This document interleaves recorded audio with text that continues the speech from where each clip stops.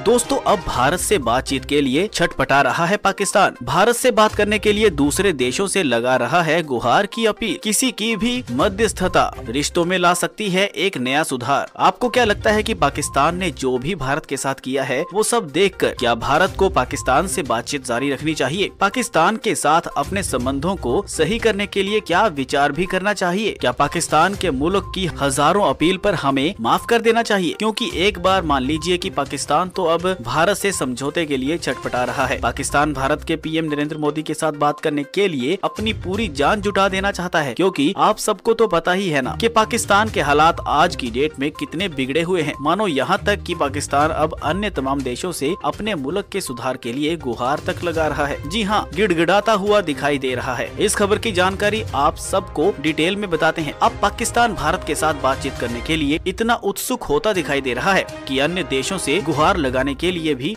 पीछे नहीं हट रहा। वो कोशिश कर रहा है कि किसी भी तरह भारत पाकिस्तान से बातचीत करने के लिए रेडी हो जाए। अमेरिका से लेकर संयुक्त राष्ट्रीय देशों से ठोकरें खाने के बाद अब पाकिस्तान ने कश्मीर की समस्या के समाधान के लिए खाड़ी के प्रभावशाली मुस्लिम देश संयुक्त अमीरात से गुहार की अपील करते नजर आ रहे हैं। पाकिस्तान के पीएम शहबाज शरीफ ने भारतीय प्रधानमंत्री से बातचीत की योजना करने के बाद यूएई से मांग की है कि वो कश्मीर को लेकर भारत और पाकिस्तान के बीच बातचीत में मदद करे। शहबाज शरीफ ने कहा है कि मैंने भाई और यूएई के राष्ट्रपति मोहम्मद बिन जायद ने अनुरोध किया है कि वो भारत के भी अच्छे दोस्त हैं और वो दोनों देशों को बातचीत के लिए मेज पर लाने में महत्वपूर्ण भूमिका निभा सकते हैं। पाकिस्तान के पीएम शहबाज शरीफ ने अल अरबिया टीवी चैनल के जरिए भारत के पीएम से बातचीत करने के लिए अनुरोध किया है और कहा है कि वो कश्मीर समेत सभी मुद्दों पर गंभीर और ईमानदारी के साथ बातचीत करें। आगे पाकिस्तान के पीएम शहबाज शरीफ ने ये भी कहा कि भारत के साथ बातचीत में यूएई एक महत्वपूर्ण भूमिका निभा सकते हैं। दरअसल पाकिस्तान यूएई और भारत के बीच के रिश्तों को समझता है और फिर यूएई कश्मीर को लेकर पाकिस्तान को बड़ा झटका भी दे चुका है। पिछले दिनों पाकिस्तानी पीएम शहबाज शरीफ यूएई के दौरे पर गए थे, लेकिन दोनों देशों के बीच जारी बयान में कहीं भी कश्मीर का जिक्र नहीं किया गया था। इससे पहले यूएई ने ये भी कहा था कि वो कश्मीर में निवेश भी करेगा, लेकिन इसके उल्ट पाकिस्तान की ये ईर्ष्या थी कि यूएई कश्मीर से दूर रहे और ऐसे एक विवादित मुद्दा माने। लेकिन यूएई तो भारत के साथ ही खड़ा है। तो अब पाकिस्तान को उम्मीद की किरण दिखी कि यूएई ही मात्र एक ऐसा देश है जो भारत के साथ पाकिस्तान की बातचीत के लिए मध्यस्थता कर सकता है। यूएई ने भारत में हाल ही में आयोजित किए गए वॉइस ऑफ ग्लोबल शिखर सम्मेलन में भी हिस्सा लिया था, जो भारत की बढ़ती हुई धाक का प्रतीक माना जाता है। भारत के पीएम मोदी ने हाल ही में यूएई की यात्रा भी की थी और यूएई के राष्ट्रपति से मुलाकात भी की थी और यूएई भारत में जमकर निवेश भी कर रहा है। यूएई में हजारों की कगार में भारतीय लोग रहते हैं। इससे भारत को अरबों विदेशी मुद्रा मिलती है। तभी तो पाकिस्तान के पीएम को संयुक्त अरब अमीरात से उम्मीद की एक किरण दिखाई दी है। यूएई से मदद की मांग की है। शहबाज शरीफ ने कहा कि मेरा भारत से नेतृत्व और पीएम मोदी को संदेश है कि आइए बैठकर बात करते हैं। ये बात गंभीर और ईमानदारी वाली होगी। दोस्तों, आपकी इस खबर को लेकर क्या राय है? आप अपनी राय हमें कमेंट में लिखकर जरूर बताएं।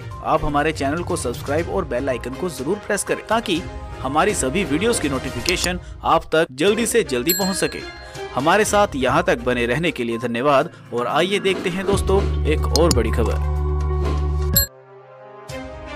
आपको बता दें कि दिल्ली में बीजेपी की राष्ट्रीय कार्यकारिणी की बैठक चल रही है, जिसका आज दूसरा दिन है और जो पहले दिन हुआ उसका रिजल्ट सामने आता दिख रहा है। दोस्तों, आपको बता दें कि सोमवार को सबसे ज्यादा चर्चा गुजरात में पार्टी की जीत के फॉर्मूले पर हुई है और इसके बाद अब कर्नाटक में भी इसी मॉडल को अपनाया जाएगा। ये फैसला बीजेपी की राष्ट्रीय कार्यकारिणी बैठक में लिया गया है। दोस्तों, कर्नाटक में मई तक चुनाव होने हैं। बताया जा रहा है कि यहाँ पर पूर्व मुख्यमंत्री BS येदियुरप्पा की वापसी के आसार बन रहे हैं। पूर्व मुख्यमंत्री BS येदियुरप्पा को फिर से एक बार राज्य का मुख्यमंत्री बनाया जा सकता है। आपको बता दें कि सोमवार को पीएम मोदी ने राष्ट्रीय कार्यकारिणी से अलग BS येदियुरप्पा से कुछ मिनट मुलाकात कर उनसे बातचीत करी। इस बीच दोनों ही बहुत खुश नजर आ रहे थे। दोस्तों, जैसे जैसे चुनाव सामने आ रहे हैं वैसे वैसे BS येदियुरप्पा की अहमियत बढ़ती जा रही है। लिंगायत समुदाय का राज्य में बहुत ज्यादा विरोध चल रहा है और BS येदियुरप्पा को लिंगायत समुदाय का सपोर्टर माना जाता है। इसीलिए दोस्तों शायद उसको राज्य में दोबारा वापस लाया जा सकता है। और इसी के दूसरी तरफ कर्नाटक के मौजूद मुख्यमंत्री बसवराज बोम्मई महाराष्ट्र के साथ सीमा विवाद में भी उलझे हुए हैं और वो उसका कोई भी फैसला नहीं ले पा रहे हैं। दोस्तों जिस तरह से बीजेपी ने सोमवार को इतना बड़ा फैसला लिया है, उसके बाद से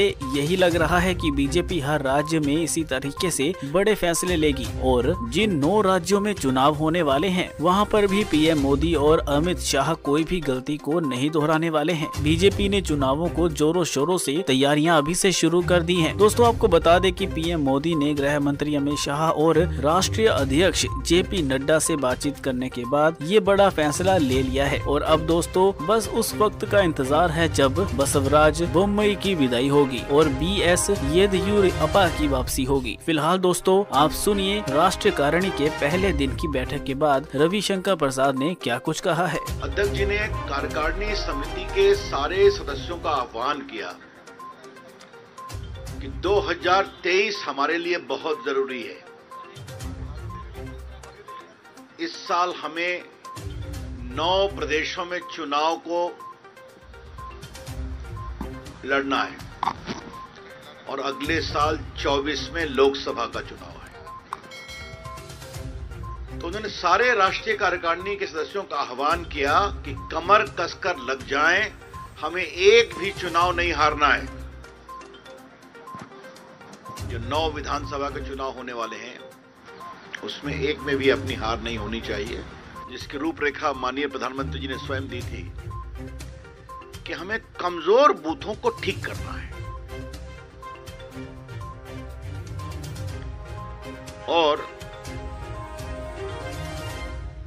72,000 बूथ आइडेंटिफाई किए गए थे।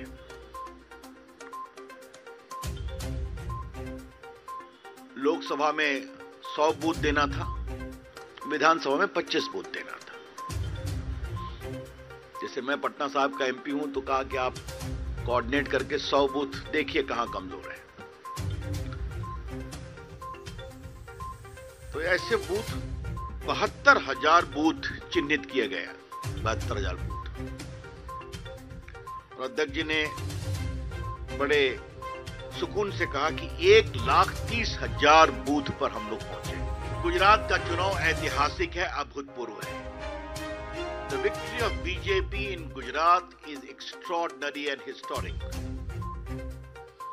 Getting 150 plus seats after 27 years in power consistently is a great achievement. Himachal के बारे में उन्होंने कहा कि हमें रिवाज बदलना था, हम नहीं बदल पाए। हालांकि वहां हर 5 साल पे राज बदलता है। उन्होंने एक बात अवश्य कही कि पूर्व की सारी हार 5% से अधिक से होती थी, अब 5%। इस बार हम 1% से भी कम से हारे। और हमारे मित्रों ने बहुत बड़ा काम किया, हमारे मीडिया सेल ने, I need to pat them, कि बीजेपी और कांग्रेस के बीच वोटों का अंतर सिर्फ 37,000 है Himachal Pradesh. I repeat, the total difference of votes between the Congress and the BJP is close to 37,000 votes only. तो एक बहुत संतोष का भी विषय है। दोस्तों आपकी इस खबर को लेकर क्या राय है? आप अपनी राय हमें कमेंट बॉक्स में लिखकर जरूर बताएं। आप हमारे चैनल को सब्सक्राइब और बेल आइकन को प्रेस जरूर कर दीजिए ताकि हमारी वीडियो की सभी नोटिफिकेशन आप तक जल्द से जल्द पहुंच सके। हमारे साथ यहां तक बने रहने के लिए धन्यवाद। आइए देखते हैं एक और बड़ी खबर।